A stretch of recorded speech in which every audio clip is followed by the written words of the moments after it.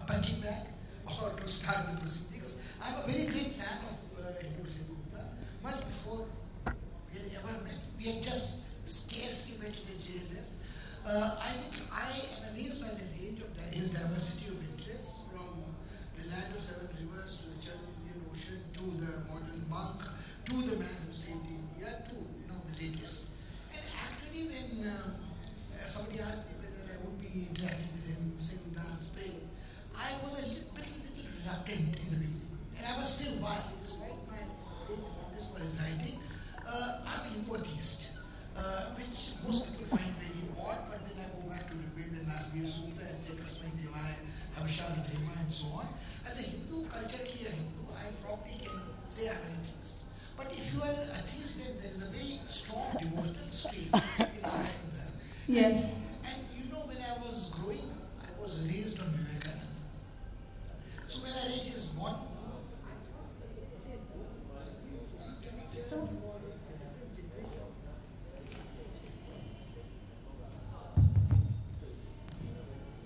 so we'll have the musical chair of the mics. I thought the book was so good that there was a gap of 50 years when somebody had gifted me selected works of Vivekananda, and then I came across this book. In between, I had come across other biographies of Vivekananda, selections from Vivekananda, but I thought that this was the best encapsulation of a great man's mind for a different generation, and the message was undiluted. We'll not talk about other books, but then what I thought was, when I was reading this, Sing, Dance, Pray, I had two problems. I myself started from a prejudice that Swami Prabhupada Vedanta was a cultist and he brainwashed people with the question he addresses straight away in his book. And I thought, उस किताब को पढ़ने में मजा क्या आएगा? Because I have gone to ISKCON temples and I thought that the ISKCON temples, whatever great following they have the world over, in India, in most cities, you find them in places of privileged, posh localities like east of Kailash or somewhere, even in Vrindavan. And you have a place which is fabulous, which is very clean, where people are very devoted, where the food is very nutritious. But there is something which you think कि ये वो निमाई वाला नहीं है कि जहाँ नाचते नाचते मैं मूर्ति में विलीन हो जाऊँगा. And sort of the singing and dancing appeared to me at times much too frenzied for a devotional transition to prayer. I thought the singing and dancing became the core content plus the great food. कि आप जाएंगे और आपको अद्भुत प्रसाद मिलेगा और थाली में दुनिया का सबसे अच्छा शाकाहारी खाना मिलेगा. That was a strong temptation. But then one grows, one lives and learns. I came across Srimad Bhagavad Gita as it is. And that I thought was something which made me reconsider कि literal translation है, कोई literary flourishes नहीं है. The man is not trying to give his interpretation of Gita. आपको जितना समझ में अंग्रेजी आती है, हिंदी आती है, पढ़ लीजिए और ये गीता है. Then I thought that probably I should read the book more substantially, seriously engage with it. I have a few quibbles which I will raise with him. I still am very partial to Swami Vivekananda. And when he compares and says कि उन सबको देखते हुए भी जो और बड़े-बड़े लोग उस पीढ़ी में spiritual masters हुए थे, this gentleman who started very late in his life and traveled past 50 to America and won America at 70.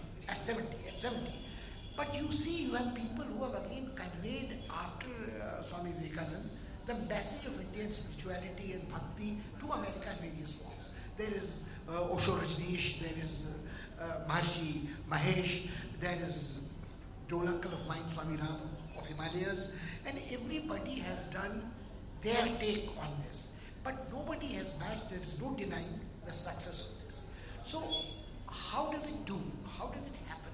Was it a particular time which was receptive to this? And he goes into the time and the context and the civil rights movements and the Ashbury.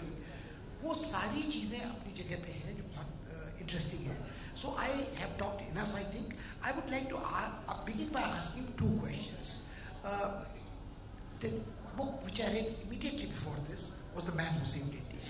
और वो भी अपने आप में बहुत ही मज़े की किताब है, and I strongly recommend to all of you that Sardar Patel reinterpreted. Sardar Patel again has been done to death by various people.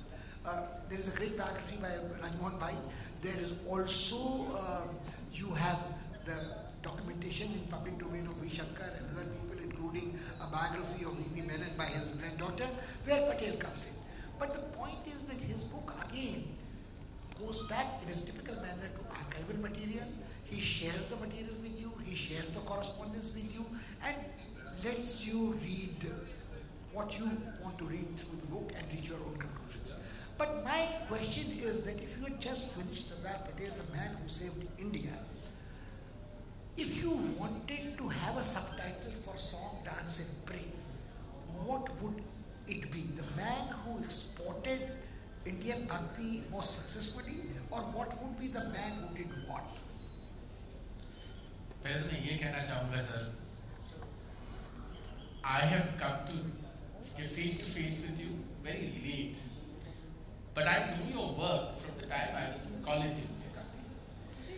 और हम सब जिनका भी थोड़ा इंटरेस्ट था न्यूज़ में, इंटरनेशनल रिलेशन में, वर्ल्ड अफेयर्स, वो आपका नाम जानते हैं. So it is a great honor and a privilege for me, sir, to be on the same stage with you. Also, जैसे मैं आपसे पूछना चाहता और खाने की बात आया कि ये बहुत मजेदार है, हम सोचते थे how a great scholar of international relations like you got so intimately interested in food, and I've often thought about that, and उसके बारे में बात कर सकते हैं. And we'll get it out of system right now. Okay. I think it's very simple. I think food and sex are two things which concerns everybody.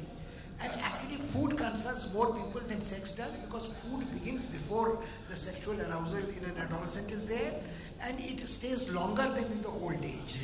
It started when my father was a doctor who had done his degree from Lucknow, my mother who had taught at Shantiniketan when Tagore was alive, and the two of them were talking of food all the time. तो मेरी माँ ने मुझे समझाया था, वो किसी मोहन की शिष्या थी, कि खाना एक ऐसी चीज़ है जो जन्म के पहले शुरू हो जाता है.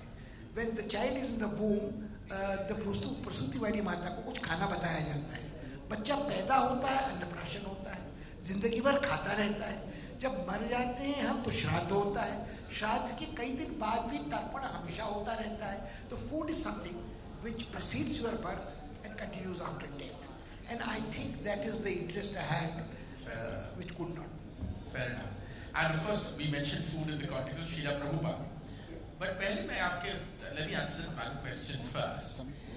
I think Srila Prabhupada managed to brand Hindu culture in a way that Swami Vivekananda, and I mentioned this in my book, sir. See, Swami Vivekananda was an intellectual.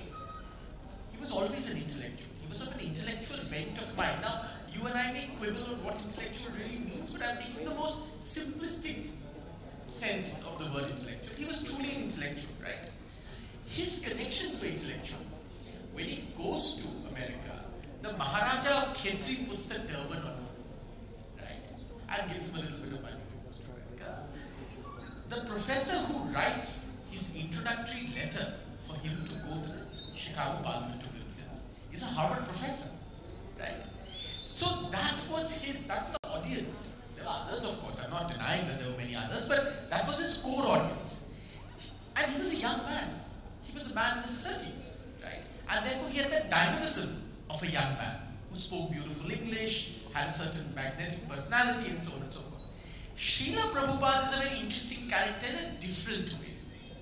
Srila Prabhupada goes to America at the age of 70. In the ship that he travels in, the Jaladuta, he has what we today would call a stroke, right? So he could easily not survive that journey. He of course writes in his own diary that only Krishna saved me. But he's a deeply pious man, so that's no surprise. He lands in America and is hosted by very ordinary people. Then goes to New York and lives among the hippies of Upper East Side, right?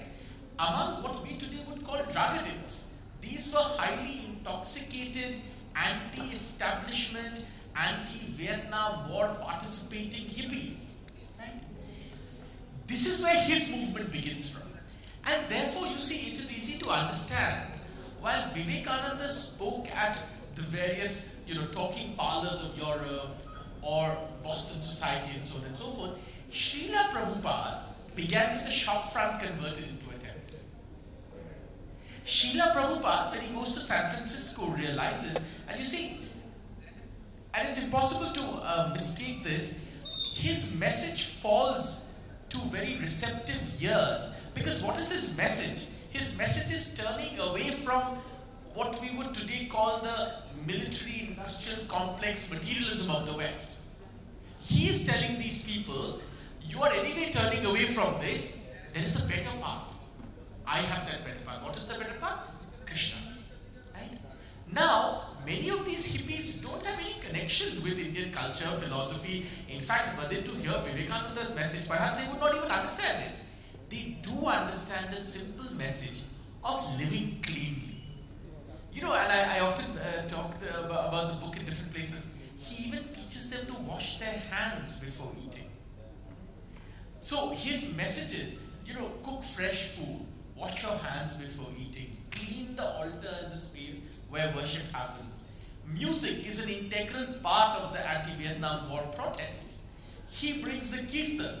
So, you know, there is one way of looking at it is that he doesn't dilute his message. He's taking Chaitanya Mahaprabhu's great line. You know, Chaitanya Mahaprabhu said that the name, the Sankirtan would be heard in every street in the world, right? Famously. So that's one part of it. But as a historian, I would argue, he's also responding to what he's seeing. He's seeing that his audience responds to music. So he brings the kirtan. In San Francisco, where he goes, remember this is San Francisco where those huge musical festivals, it's the summer of free love, right? Those musical festivals are happening. Woodstock, that's that era, right? In a city where those huge festivals are happening, he says, let's do something even bigger. Let's take the Rath Yatra from Puri onto the streets of San Francisco. So there is certainly a sense that, you know, he is bringing the message in a format that is easy for his audience to understand. Remember, his early influential followers, Allen Ginsberg, I write in my book, there is that famous, we've all known about that famous televised debate between William Buckley Jr. and Allen Ginsberg. But few people remember that in one of them, Allen Ginsberg takes out a mini harmonium and begins to sing Hare Krishna. It's an incredible moment. You know, we all remember Vivekananda's Parliament of Religions, but we don't remember this moment. And to me, it's an incredible moment, right? Then, when he goes to England, there's George Harrison and the Beatles. So Srila Prabhupada says, well, if music is so important and cutting record labels is so important, why not cut a record label of the Sankirtan, of the holy name, so to speak, right? One of the reasons why he's also able to do this is his core followers are all non-Indians. They are Westerners, they are Americans, they are British people. So they are also bringing in ideas from that culture and adding to the message that he has to deliver, for the lack of a better word, a particular format of presenting it. Whether it's a record label, whether it's, you know, taking the Rath Yatra onto the streets of Puri, whether it's, you know, the singing the Sankirtan to the parks, all of this, it sort of marries together. You see, it's a different kind of anti-establishmentarianism. You know, that's why one of the chapters in my book is called The High of Krishna. Now, those are not my words. Those are words of the ISKCON movement from that time, of Prabhupada's time, when they told all these drug addicts, there is a better high, it's the high of Krishna. This takes me to the question, which is a difficult one for me to answer. It was the right time. Yeah. It was the right moment. People were waiting for a message to live clean. Correct. They were disenchanted with the materialism, military industry, Central University, State University protests, so on. Yes. Do you think the message resonates today, in the end of the second decade of 21st century, when the context is all changed? The question is twofold. One is the Indian audience, not the American audience, not the British audience, waiting to receive a message that there is a high in cleanliness? That message is still there, but among the elite. Majority would opt for the material goods. Why have I been denied from this for so long? I should now get aspirational food, aspirational dress. I'm no longer dam maro dam mit jaye gum moment in time. I'm work hard, I'm worried about my pink slip from a .com bomb bust like the Baiju's going right now. That's right. I have disposable incomes. I have never had a pizza. I have never had a draft beer. I have never had a craft food. I have never had designer jeans. Majority of the Indian youngsters are not waiting for high on Krishna. Two reasons. एक तो ये हमारा moment in time फर्क है. दूसरे मैं आपसे ये अर्ज कर रहा था उन्होंने कभी कीर्तन नहीं सुना था. उन्होंने कभी हाथ धो के खाना नहीं खाया था. बल्कि वो तो एक बड़ा क्विप है ना कि द सिविलाइजेशंस दो होती हैं. Those who defecate and wipe and those who wash. So the whole world is divided between wipers and washers. तो हम लोग तो वॉशर्स हैं और हम अपने हाथ को भी मतलब धोते हैं. वो हाथ वाथ को धोते नहीं थे. शुद्ध अशुद्ध का विचार नहीं था. हमारे यहाँ कीर्तन भी होता है. हमारे यहाँ कीर्तन की फ्रेंजी भी होती है. वो कव्वाली सूफियानी कव्वाली भी होती है. मणिपुर में आप जाए तो वो चैंटिंग वो भी होती है. तो हमारे लिए वो नॉवेल्टी वैल्यू रिडेम्पशन की नहीं है. और हमारे रिडेम्पशन के तरीके भी और बहुत सारे हैं. तो इसका दो फेजेस में और दो पार्ट्स में मैं आपको आंसर देना चाहूंगा. एक तो हिस्टोरिकल कॉन्टेक्स्ट मेरे हिसाब से I would like to place it for you. There is no doubt that India is going through a post colonial attempt to reinvigorate its selfhood and therefore nationhood. Now whether it is accurately being placed or not, sir, that is debatable. I'm not getting into that. But that churn is happening. There is no doubt about that, right? Part of that churn, at least from wherever I go, is a certain disenchantment of the pure materialism of liberalization also, sir. You see, liberalization, I'm a child of liberalization. You know, most of my adult life I've only seen liberalization, right? And we grew up in India, like my father always says this, hoping and knowing that our next job will always be better. It'll always pay us more money. But 25 years later, we are no longer in that world. You just mentioned, you know, we are in a different, it's almost like we're in my father's world once again, right? This generation which grew up always with this idea that there will be growth and more growth, there will be more and more money and more things to buy. In a sense, there is a fatigue that is set in. Now, you are correctly saying that, well, do they necessarily want to listen to Kirtan? Well, if you look at all the young people who gather to India's relatively new Babas and Sadhus, they're mostly young and well-to-do people. Then, ISKCON itself today, what they are building, like for instance, I'll give you an example. You know, one of the things that Srila Prabhupada said when he saw this boy essentially, you know, trying to eat what dogs were eating, like, and he was very moved, you know, very emotional man, you know, highly spiritual. He said, in the 10-kilometer radius of an ISKCON temple, nobody will ever go hungry, which is one of the reasons why they have this big feeding program, right? And Akshay Patra, as you know, is an offshoot of that.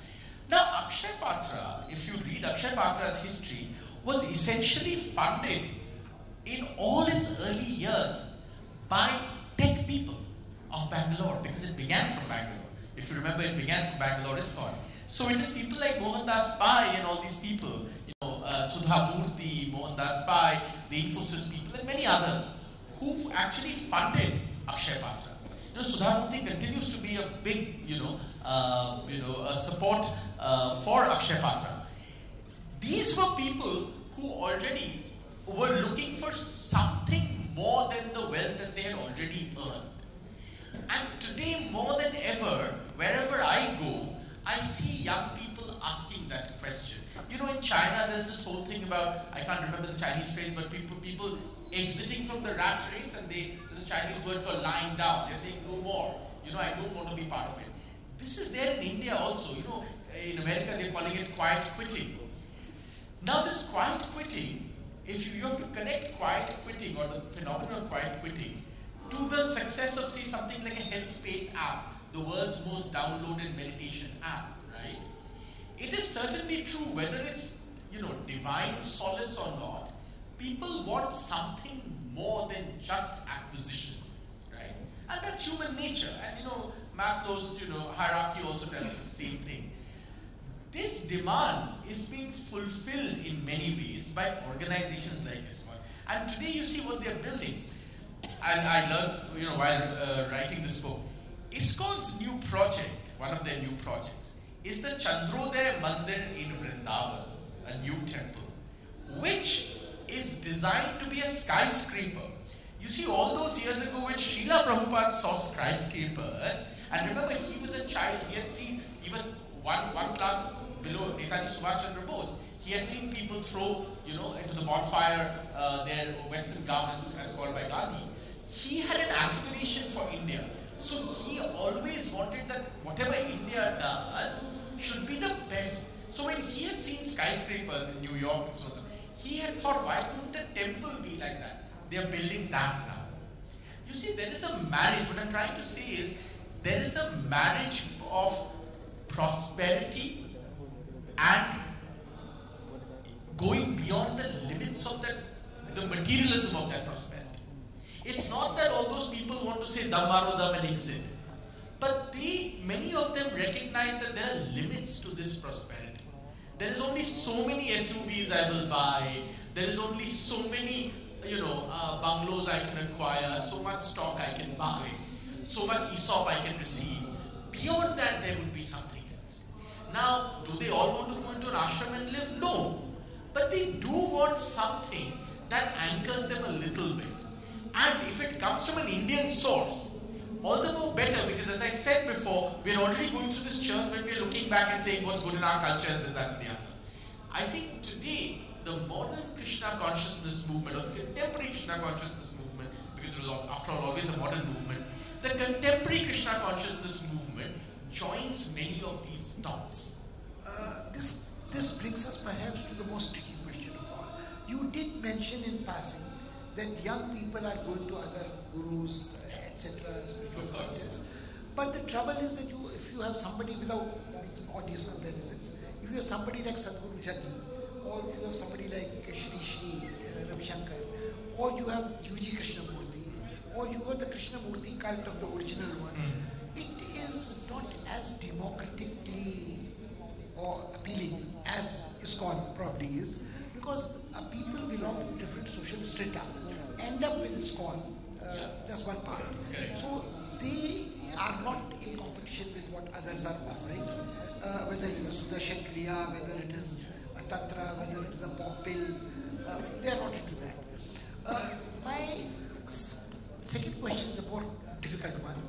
We are going through in this country what I should say and enforce Ram consciousness, Jai Shri Ram Mandir, which sort of takes the focus in a pantheistic, diversified Sanatan Dharma to one principal God who is the ideal God, the model God, and Ram Raji to whatever it is.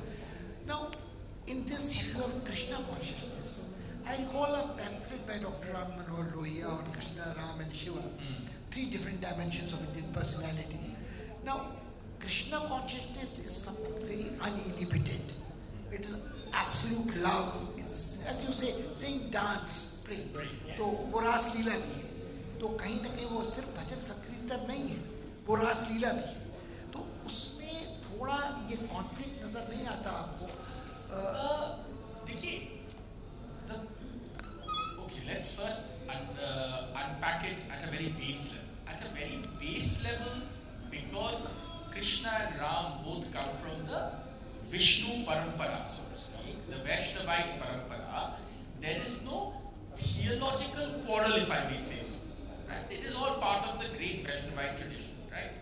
In fact, interestingly, I want to tell you, one of the former masters of Srila Prabhupada, one of his great innovations was, you see, in his time, the Brahmins would say, Hare Rama, Hare Krishna. And that mantra only the Brahmins could say. He came and said, and that Chaitanya Mahaprabhu, who was also faced with this dilemma, turned it around and began with Hare Krishna. And then said, this is for everybody. Because I am not saying what you are saying. The mantra is not the same. It's not the same mantra. Correct. So it is a bit like, the democratization is in the innovation, if I may say so.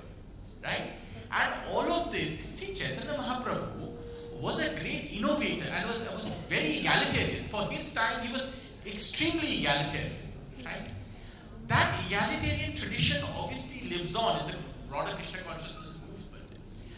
Does it speak to our contemporary politics? Well, all such movements would have to speak to contemporary politics in some way or the other.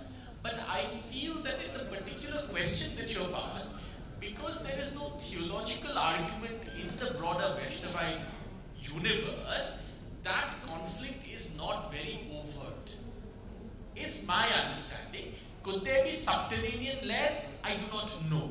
I don't know. Maybe that is another subject to study at some point. But as of today, I think it is fairly confined to this idea. Like for instance, mantra, right? And I was telling somebody, I want to tell you. Srila Prabhupada's, one of his insights was that because he operated in an era where music and the act of listening was so powerful, he realized that the mantra cannot just be chanted in your head, it must be spoken aloud, right? That's why I do a record, that's why I sing it aloud and so on and so forth, right? Now, he would obviously say, I'm doing exactly what Chaitanya Mahaprabhu did, but he was also doing it because this was the audience, right? Today, this mantra movement is coming back again. Why? Because we're in the age of the podcast, you see. You see, what I'm trying to say is there is obviously a traditional way of looking at things. But we must also see what is the audience and how the audience is responding to these things. And there the connecting dots, become apparent. No, that's what I wanted to ask you. But before that, I have another small question. When Vivekananda came back to India and established the Ramakrishna Mission, that's right. There is this talk of social service which a sannyasi does. Must. And there is something about muscular Hinduism, which again was taught. Yeah. So the problem is when we talk of Srila Prabhupada, it is not muscular, masculine, hypertoxic masculinity at all. It is an ambivalent sexuality or Radha Krishna Sakya Bhav. You dissolve yourself into the Sufi kind of tasavvur. You did mention Akshay Patra, you inspire philanthropy and social work, yes. But you do not directly get into it yourself, like the monks of Ramakrishna Mission. Now, my curiosity is... Only in Akshay Patra the monks started themselves. No. In Akshay Patra is a different category altogether. Sure. And it starts with feed the Bhogwana tradition. My question is, today in India, some people would talk in terms of muscular Hinduism. That's the only identity of ultranationalism which you can have. Asuron ka sanghar karna hai. And singing and dancing as the primal act of prayer, yes, or spiritual pursuit, yes, may not be the temper of the time. Yes. I may be wrong again. Yes. But because what I feel is that despite the phenomenal success of ISKCON elsewhere, I've been to the Vrindavan temple as well, you do not see the flowering of ISKCON temples, small or large or ISKCON communities, like the Sai community. The Puttaparthi Sai Baba ho ya original Shirdi Sai Baba ho. So you have Neem Karoli Baba, you have local Hedakan Babas. So you have the local Babas and you have local cult figures, but you haven't sort of seeded जो ये ISKCON Krishna Bhakti consciousness movement था. I wonder, and this is a very good point. There are two reasons, sir. One is a historical reason. Please remember, after the passing of Srila Prabhupada, ISKCON really was run from an international positionality, geographical positionality, because the people who took over the ISKCON movement, they were almost all non-Indians, right? And they really their base was in the West. So Mayapur of course was there, but their real base was in the West, right? I think there's been a revival or ISKCON is going through a revival in India. For instance, I just want to give an example. Bangalore already has a big ISKCON temple, as you know, in Rajajinagar. Now there is a new Bangalore, another ISKCON temple called the Rajaji Raja Govinda temple, where the Murti is akin to Tirupati, right? And that is, I think, many, many times larger than the Rajajinagar temple, which I think the former president just launched a few months ago. And the crowds there, from what I have read, on an ordinary weekend, they are getting about 90,000 people, you know. So there is an uptake from the audience for sure. And I'll tell you what is the interesting thing, and this is something to notice, which will go back to what we were discussing. You see, the Rajajinagar temple of ISKCON is in a sense a combination of modern, so it has a bit of glass, it has modern concrete, and there's a little bit of traditional touch. The new one, which is much, much larger, is entirely in the tradition of South Indian stone architecture. So you see, at that time, I think the understanding was that people wanted a sort of modern temple. Whereas today, just to connect to the temper of the times in a sense, question, I think there is a sense that there is a hunger to access that universe, so to speak, or inhabit that universe. Now, does it speak to our political movement, and how does it speak to our political movement? May I hazard a guess? And I just want to caveat it by saying I'm totally being optimistic. I would hope it balances. Because any cultural movement cannot only be a pure play of aggression. It's not possible. Then it's a very limited cultural movement. You know what I mean? We can go into whatever its problems and so on and so forth. It has to be a far more holistic movement, and it has to be a celebration of some sort. And the celebration cannot only be a celebration of aggression. Right?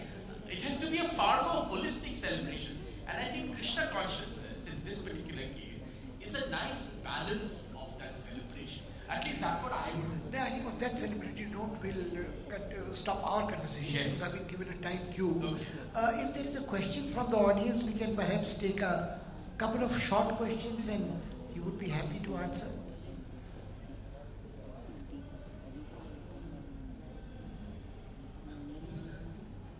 Any questions? To provide the audience into silence. No, and if there are no questions, then I shall thank you very much. I enjoyed the conversation greatly. And I think I really enjoyed the conversation as well.